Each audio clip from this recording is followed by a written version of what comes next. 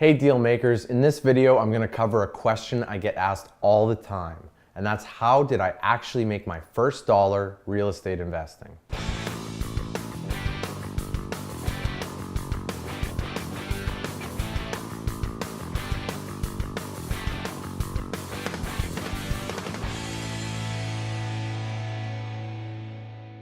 Like most people, I was never born with a silver spoon in my mouth. We worked hard for what we earned and lived a very decent lifestyle, a very middle-class income. It's very different than my life today.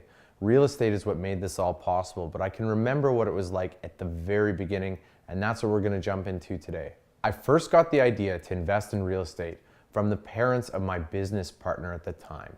I was a young man, I was 19 years old, 20 years old when they put the idea in my head, and they saw that myself and their son were really enjoying having a business together, earning money together, teaching Taekwondo lessons, and they wanted to see us continue that relationship throughout our adulthood as we just seemed to get along so good and everything we seemed to do seemed to always work out. They taught me that when people owned a house, that they had a mortgage and bills to pay associated with it. But if they owned a house and somebody else rented it from you, that you could actually pay all those bills and still have a surplus of money left over. That was a big aha when I learned about passive income. Now, I didn't get started right away, but it took a couple more years. Now, I was still a college student at the time. There was a lot of projects, I had a lot of distractions, but I was definitely not focused on real estate to begin with, but I knew it existed and I knew at some point I would need to get some of it. Immediately after getting out of university, after that summer passed, I decided to jump into the very first real estate opportunity that came my way. Looking back on things, I would never do this. We made some of the most foolish risks that you could ever imagine, but luckily nothing really went wrong and it didn't leave a bad taste in my mouth. It's really easy to lose a lot of money in real estate when you're not doing the right things. To give you a quick overview, the house that I ended up getting was with a friend of mine, and he had a down payment and I had the ability to get a mortgage. Now, I didn't have any money myself because I'd just gotten out of university and paid off my student debts, but I knew that this was a way for me to get into a deal and partner with someone who knew a few more things about business than me. My friend called me up and said, "John, I found the house that we're gonna get. I need you to come take a look at it with me." We went to look at this house. It was a private sale. We found out that it was appraised at $120,000. We just took the word of the neighbor that that's what it was worth and went out and bought it for $105,000. We thought we scored a steal of a deal by getting it below its appraised value. The financing for this house only cost $750 every month. On top of that, myself and my new business partner in this house venture decided we would rent 3 of the rooms out to our friends for $300 each.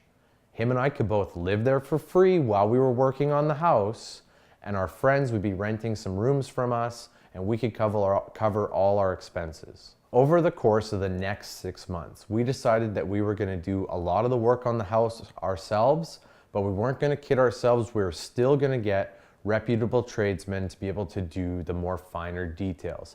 Thank goodness we weren't foolish enough to try and do electrical and plumbing on our own. One of the things that we really liked about this property is there was old hardwood floors underneath really old carpets. This was a house from the 1950s. It was a post-war house that a war veteran would have moved into shortly after World War II. It wasn't super big, but back then they used real hardwood, and that seems to be something that is a little more rare today. Old hardwood can be shined up and smoothed out and refinished and look brand new again.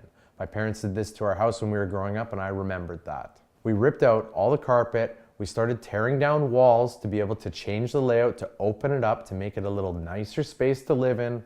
I can remember even at one point when we had removed the stairs to the basement, so it was just a big hole that you would fall through. And being young and just out of college, we used to take a beer funnel and actually dangle the hose all the way down from the main floor to the basement, and someone would stand at the bottom and we'd pour a beer down. Some of the things that happened at these parties during this demolition shall never be mentioned. Nevertheless, we were both good partners. We've done several deals since and still do to this day, but at the time we were both focused on our goal, and that was completing these renovations. My partner was true to his word and so was I, and everything worked out. After the renovations were done, we found a family who would rent our newly fixed up house, and suddenly we were making $400 a month of passive income. We were using a buy, fix, and rent out strategy. After that, we never lived in the house ever again. The same family lived there for the next 3 years. Eventually, we got tired of splitting the $400 a month that we were making. It seemed like small potatoes considering we were now working in the oil field in our mid-20s. We ended up selling the property to another investor. This other investor ended up keeping the same renters that were in the house, continuing to rent it to them. And when I ran into this investor 5 years later, I said, "Hey, how was that house?" And she said, "Same people are still living in it." Wow, imagine that. We found renters and almost 8 years later, they were still in the same house. This almost never happens. It almost made me wish that we had never sold the house.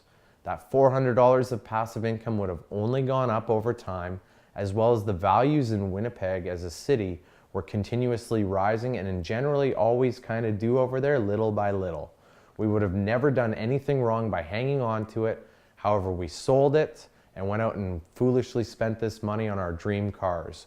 Hey, we were 26 years old. What else are we supposed to be doing?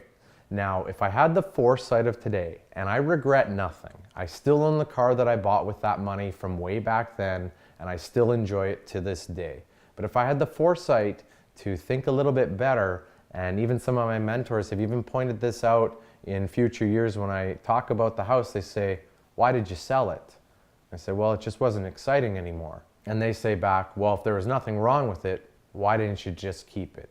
So had I just kept it, I know that I would have been able to turn that one house into 2 houses, and the 2 houses into 4, and before you know it, you have 16 houses that all came from the work that that one house did.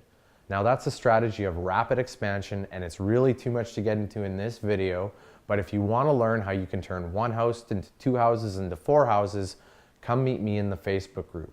In there, we're going to cover all kinds of strategies that are going to supercharge your real estate investing. Also, I have one more gift for you, and that is the strategy that I learned how to use after doing this one house deal. It's a strategy called rent to own. I created a free rent to own training series so that you can learn the very same strategy that propelled my success to where it is today. It's completely yours for free. You can get access to it through the link in the description. Make sure you subscribe to this channel, and I'll see you in the next video.